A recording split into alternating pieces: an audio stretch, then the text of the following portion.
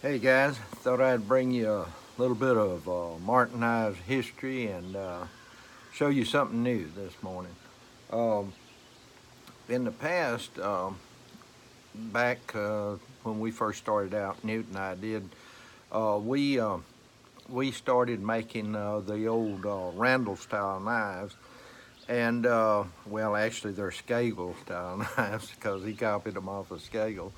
But anyhow, that's that's where what we started doing because we was looking for something people to buy, you know. So that seemed about the logical. Hank suggested it to us, my brother Hank, and anyhow, one of the knives that we looked at and we got to try to make was the Model 18, which is a hollow handle knife. It was a Vietnam era knife, so we decided we'd do it. So I bought some old tubing and everything. We made one of them old crutch tip type knives, and it was pain trying to do that, figuring it out, how to go about it and everything. But I, I was the one that was trying to figure out the handle. Knew it was good at grinding and making the blades and all. We kind of shared those responsibilities, and I also made the sheaths at that time too, to learn how to do that because we was having trouble getting sheaths made and all of that from other makers. So I wound up doing the sheaths and all. And then when we did, oh, I guess we did 3 or 4 of those hollow handles like that, and then we moved up into North Texas, and uh, we had some requests. Somebody wanting one of the old Jimmy Lyles type knives with the Rambo style knife. So Newt and I decided, well, we'd start trying to learn how to do those hollow handles. And so I was working on it first and trying to figure it all out and everything. And I was trying to make some small ones at first there, and I come up with this. Kind of, what a mess. But anyhow, what I did, I went to the hardware store and bought this old piece of tubing and a cap, and I welded a guard on this and welded this. I cleaned it up a little. It was all rusty laying out there in the drawer. And that was my first attempt at trying to make a hollow handle knife. Boy, was it rough. But anyhow, I kind of laid it to the side and everything, then came back later on.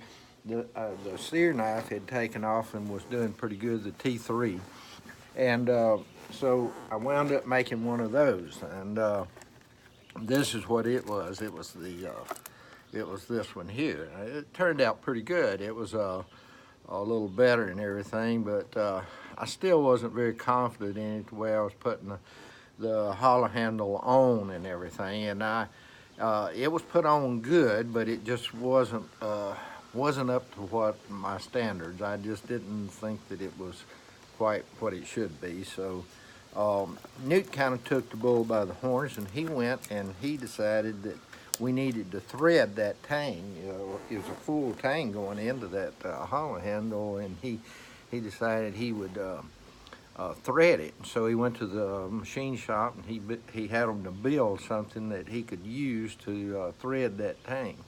And so that's what he used the whole time that he was making hollow handles, was that deal that he built, and I still got it out here. But he had gotten to where he couldn't grind those old long blades because he had developed some carpal tunnel in his hands, and also we bought a big old milling machine where he could do that. I still got the milling machine here, but my old shop, it won't fit in it.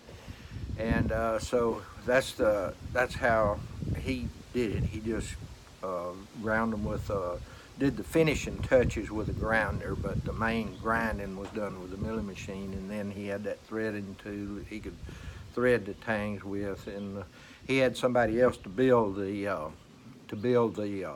hollow handle itself, and he ordered the little compasses to go in the butt cap and everything. But anyhow, that's the way we started out, and that's what he was doing when he got leukemia and went on to be with the Lord. But anyhow, I decided here the other day, I said, well, I think I'll go back to that. I think I'll try that again. So this is what I came up with. Came up with the new version of the sear knife. It's in a multi-carry sheath like this, and this is what it looks like. Now it's a little bigger than the regular sear that I make. I make two sizes of the T3. I call it sear.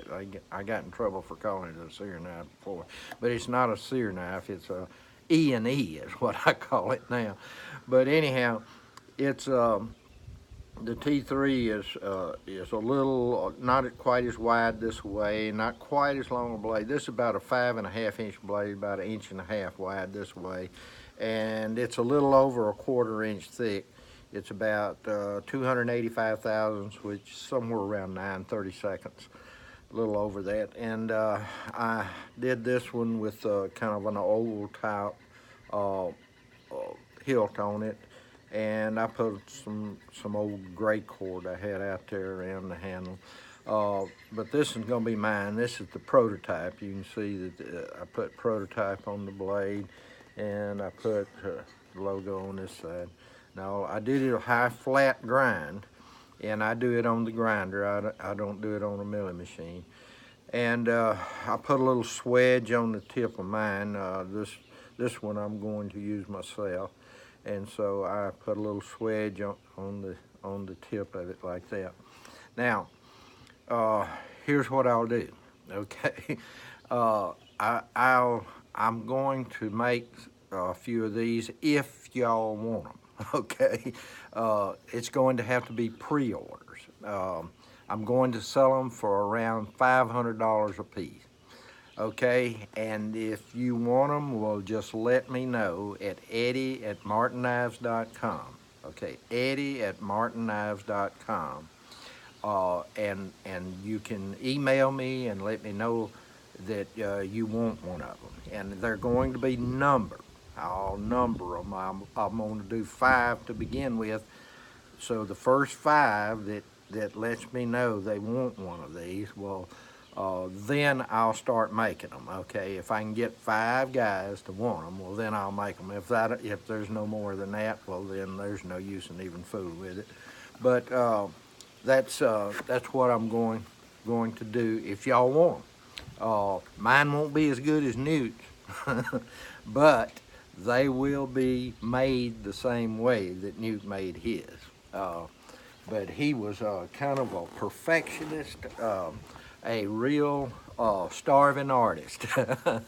And so that's what I'm gonna do. So you guys, if you want one, just contact me, Eddie@martinknives.com, and I'll make you one. Up to 5 of you to begin with. We'll see if I can continue after that. All right. Talk to y'all later. Thanks for watching. Bye-bye.